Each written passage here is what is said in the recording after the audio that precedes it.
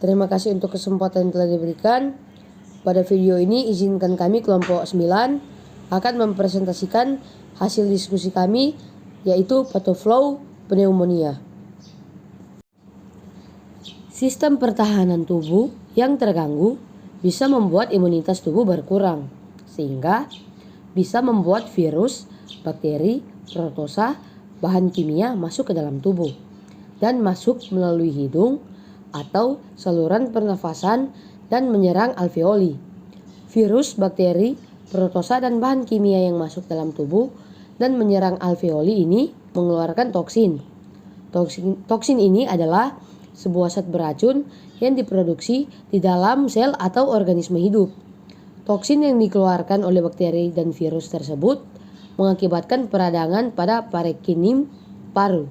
Peradangan paru membuat konsolidasi eksudatif jaringan ikat paru atau kondisi paru yang tidak normal. Kondisi paru yang tidak normal membuat penurunan compliance paru dan membuat perkembangan pada paru-paru tidak maksimal atau tidak normal yang bisa menyebabkan pasien menjadi sesak nafas sehingga membuat masalah keperawatan ketidakefektifan pola nafas. Jadi, kerusakan pada membran mukus alveolus merupakan salah satu penyebab paru-paru kolaps atau kempis dan tidak bisa mengembang. Alveolus merupakan tempat terjadinya pertukaran oksigen dan karbon dioksida dan merupakan juga tempat terjadinya pertukaran oksigen. Agar pertukaran tersebut dapat berjalan dengan baik, alveolus harus berisi udara, dan ketika alveolus tidak terisi oleh udara, akibatnya akan terjadi pertukaran oksigen dan karbon dioksida dan perkembangan edema paru atau eksudat. Itu ialah kondisi yang ditandai dengan gejala sulit bernafas akibat terjadinya penumpukan cairan di dalam kantong paru-paru atau alveoli.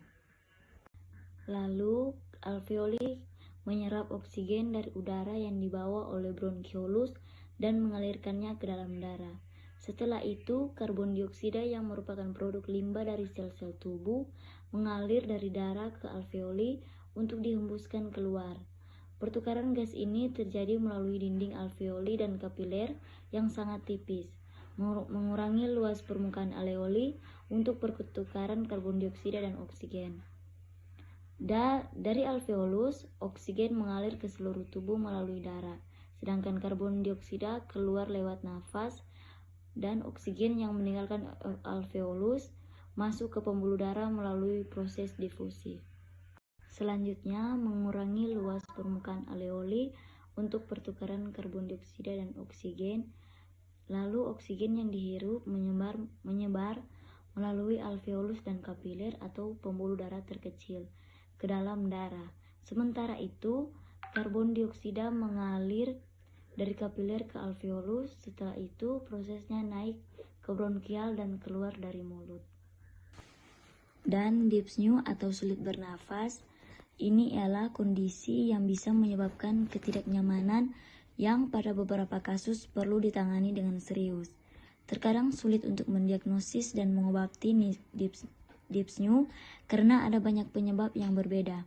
Masalah pernapasan ini biasanya dapat terjadi akibat aktivitas berlebihan.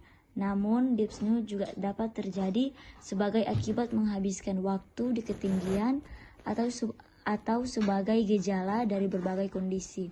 Jika dyspnea terjadi tiba-tiba atau jika gejalanya parah, itu mungkin merupakan tanda kondisi medis yang serius dan disitulah ditemukan masalah keperawatan gangguan pertukaran gas. Selanjutnya ialah peningkatan sekresi mukus.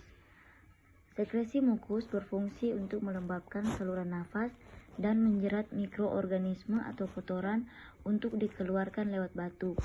Mukus biasanya encer tetapi bisa mengental untuk menangkap mikroorganisme atau kotoran dan menemukan masalah keperawatan.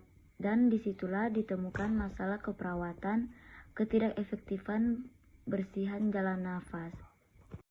Suplai O2 ke jaringan menurun. Itu dikarenakan hipoksia atau kondisi rendahnya kadar oksigen di sel dan jaringan.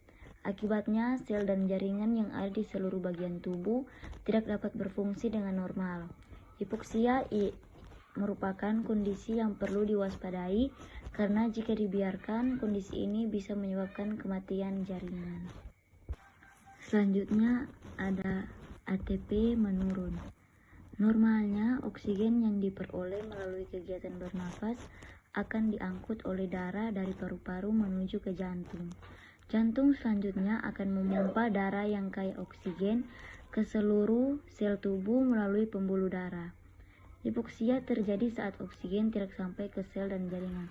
Akibatnya, kadar oksigen di jaringan akan turun yang diikuti dengan kemunculan keluhan dengan gejala ATP menurun atau ATP larut dalam air karena memiliki ikatan fosfatidrida.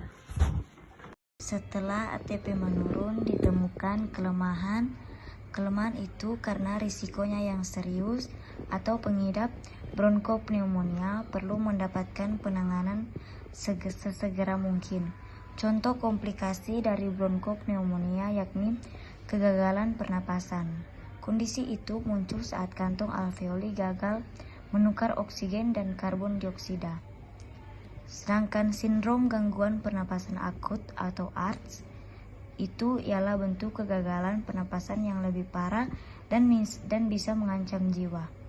Sepsis atau bakteri menginfeksi dan menyebar ke seluruh darah disebabkan oleh infeksi yang memicu imun merespon berlebihan sampai merusak organ dan jaringan tubuh dan ditemukan masalah keperawatan intoleransi aktivitas. Melepaskan toksin lipoprotein sakarida zat pirogen yang menyebabkan lipoprotein struktur biokimia yang berisi protein dan lemak yang terkait pada protein yang memungkinkan lemak untuk bergerak melalui air pada bagian dalam dan di luar sel. Pirogen juga terdiri dari sekumpulan senyawa kimia heterogen yang bertanggung jawab dalam terjadinya hipotalamus mendeteksi perubahan kecil pada suhu tubuh. Hipotalamus anterior mengatur kehilangan panas, sedangkan hipotalamus posterior mengatur produksi panas. Jika hasil saraf di hipotalamus anterior menjadi panas di luar batas titik pengaturan, maka impuls akan dikirimkan untuk menurunkan suhu tubuh,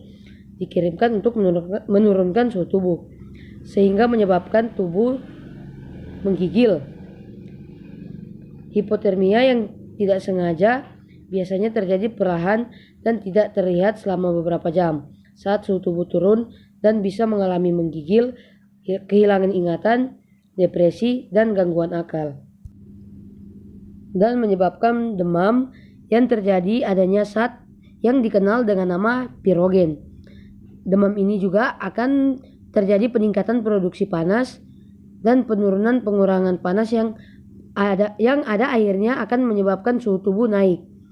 Hipertermia disebabkan oleh paparan suhu panas yang berlebihan dari luar tubuh serta kegagalan sistem regulasi suhu tubuh untuk mendinginkan tubuh. Setelah itu juga bisa menyebabkan kekurangan volume cairan, yang kekurangan volume cairan adalah penurunan cairan intravaskular, interstisial, dan intraselular.